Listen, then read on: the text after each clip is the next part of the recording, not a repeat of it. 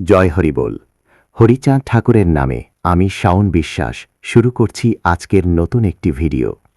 আজকের এই ভিডিওতে শ্রী শ্রী গুরুচাঁদ ঠাকুর নামক বইটি পাঠ করব ও সকল বিষয় আলোচনা করব। এই বইয়ের সুকবি গৌর গোপাল কাব্যভূষণ। বইটির প্রকাশক শ্রী অমিতাভ ঠাকুর। ভিডিও এডিটর শাওন বিশ্বাস। আজকের বিষয়বস্তু হল শ্রী শ্রী গুরুচাঁদ ঠাকুর, পৃষ্ঠা নাম্বার 1 থেকে 7 পর্যন্ত। ভিডিও পর্ব 1। আমার এই চ্যানেলে সূক্ষ্ম সনাতন ধর্ম ও লীলামৃত নিয়ে আলোচনা করে থাকি। আপনি যদি নমশূদ্র ও হরিচাঁদ ঠাকুরের ভক্ত হয়ে থাকেন তাহলে আমার এই চ্যানেলে সাবস্ক্রাইব করে পাশে থাকবেন। আমি আপনাদের মধ্যে ধর্মীয় জ্ঞান পৌঁছে দেবার চেষ্টা করি।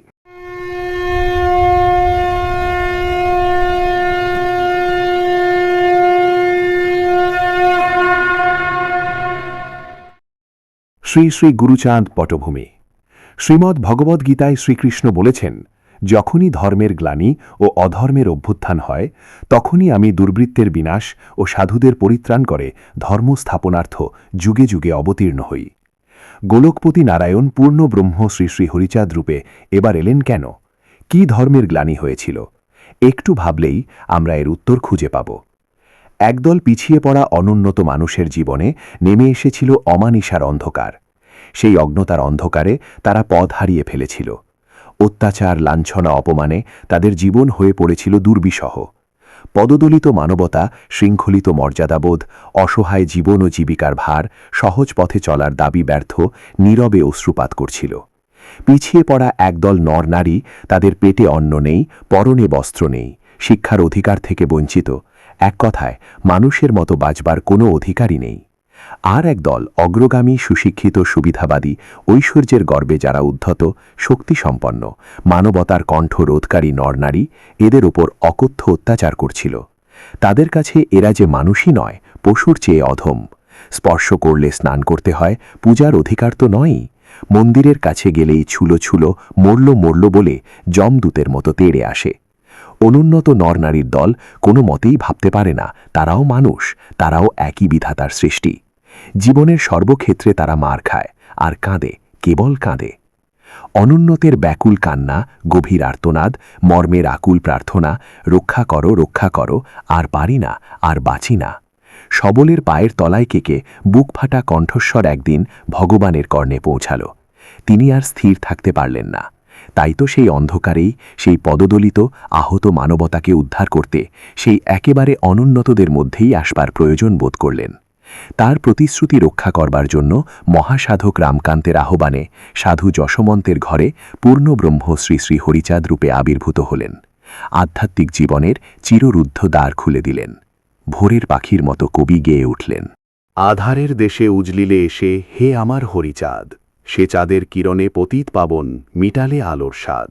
সবার পিছনে ছিল যে মানব, আগে চলার দাবি দিলে অভিনব। তোমার ছোঁয়ায় দূরে চলে গেল কত না যুগের আদ। মানুষ বলিয়ে করেনি স্বীকার মনুর স্মৃতির পাতা। ধন্য তাদের করিলে যে তুমি, ওগো দয়াল ত্রাতা। তুমি অবতার, তুমি ভগবান, পতিত জনেরে করেছ মহান। পঙ্ক হইতে পঙ্কজ সৃজিলে, দিলে মুক্তির স্বাদ। এই কবিতাংশটি মূলত শ্রী শ্রী হরিচাঁদ ঠাকুরের মাহাত্ম্য ও তার প্রবর্তিত মতুয়া দর্শনের মূল কথা প্রকাশ করে। নিচে এর অর্থ ব্যাখ্যা করা হল। কবিতার চরণে কবি হরিচাঁদ ঠাকুরকে অন্ধকারাচ্ছন্ন সমাজের এক পরম জ্যোতি বা চাঁদ হিসেবে বর্ণনা করেছেন।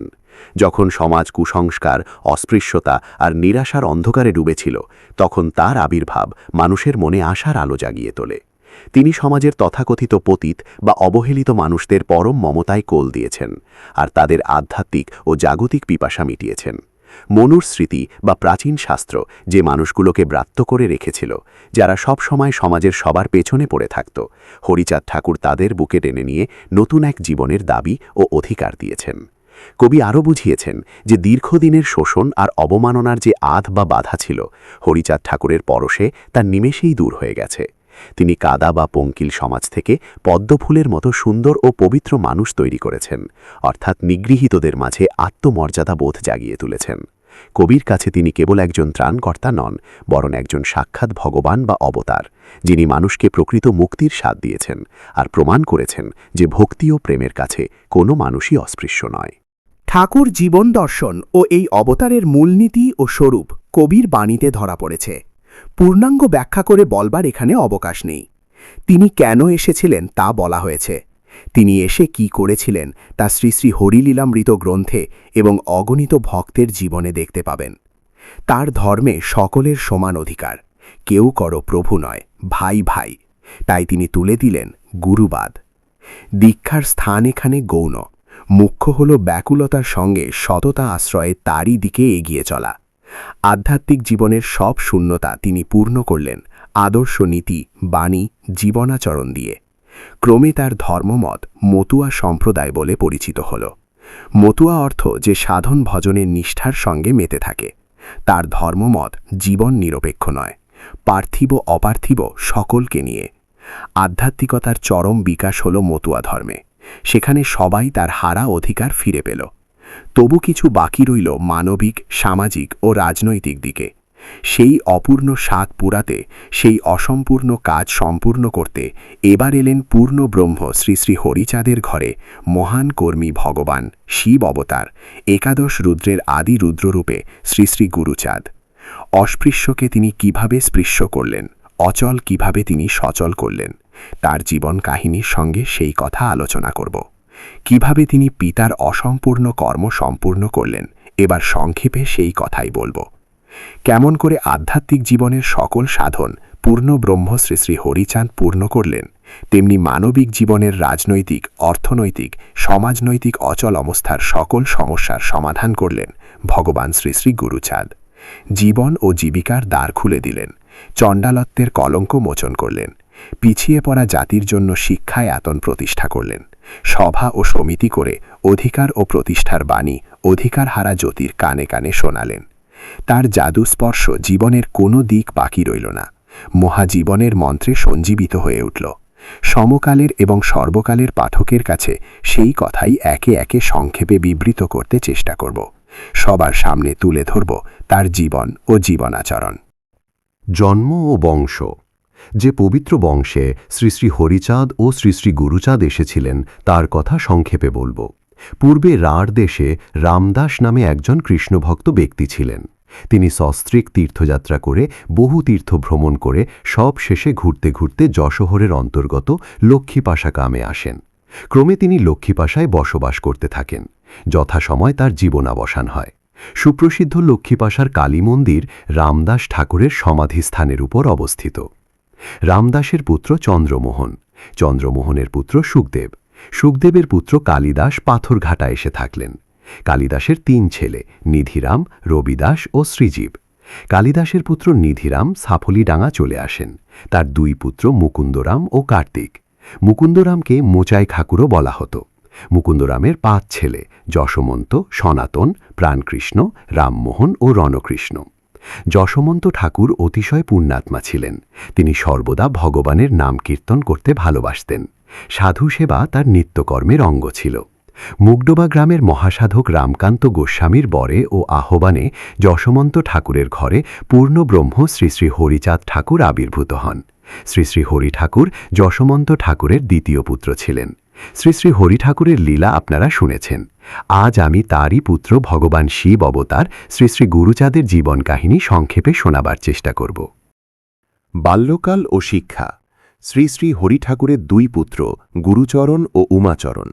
গুরুচরণ ঠাকুর আমাদের দেশে শ্রী শ্রী গুরুচাঁদ আখ্যা পেয়ে ভক্তদের মধ্যে শিবের অবতার রূপে পূজিত হয়ে আসছেন।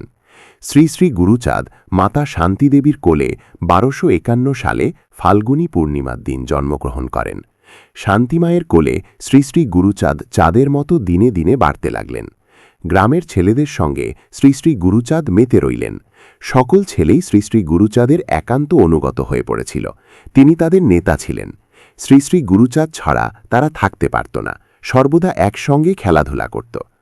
ক্রমে ক্রমে শ্রী শ্রী গুরুচাঁদের বয়স 7 বছর হলে তার বিদ্যাশিক্ষার প্রয়োজনীয়তা দেখা দিলে তার পিতা পূর্ণব্রহ্ম শ্রী শ্রী হরিচাঁদ এ বিষয়ে সচেতন হলেন। কারণ তিনি জানতেন শিক্ষা দীক্ষাহীন মূর্খের জীবনের কোনোই মূল্য নেই। বিদ্যাহীন মানুষ্য পশুর সমান। বাল্যকালেই বিদ্যাশিক্ষার এবং জীবনে বুনিয়াদ গড়বার উপযুক্ত সময়।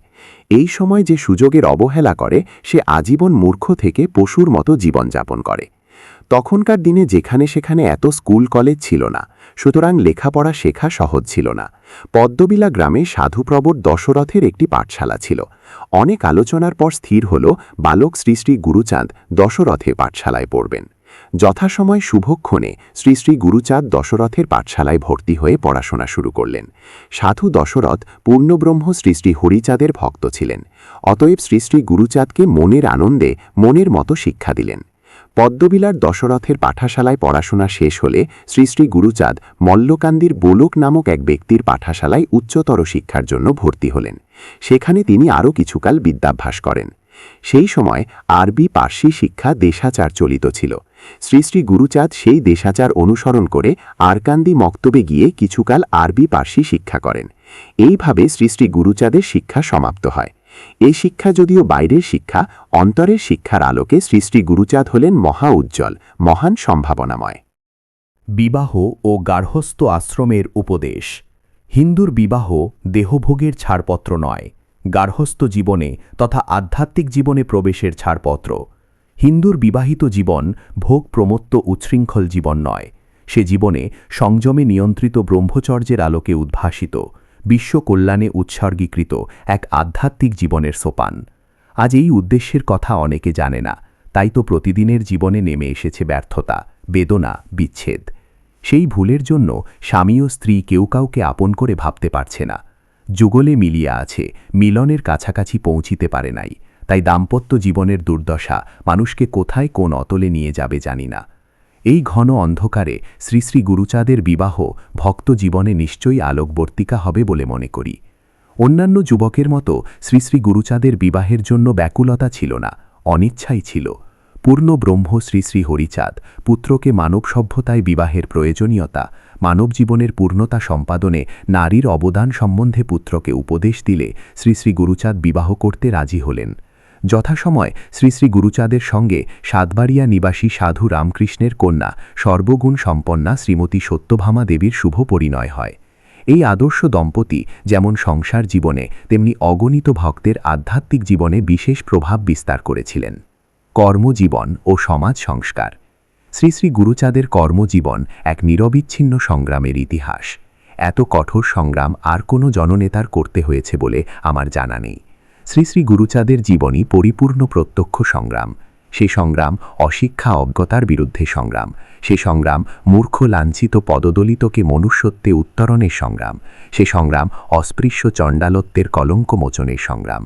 সে সংগ্রাম জাতীয় জীবনে সগৌরবে প্রতিষ্ঠার সংগ্রাম। সে সংগ্রাম ঋণী দরিদ্র কৃষকের ঋণ মুক্তির, অর্থনৈতিক বুনিয়াদ, শিল্প বাণিজ্য সর্ববিষয় আত্মমর্যাদা প্রতিষ্ঠার সংগ্রাম।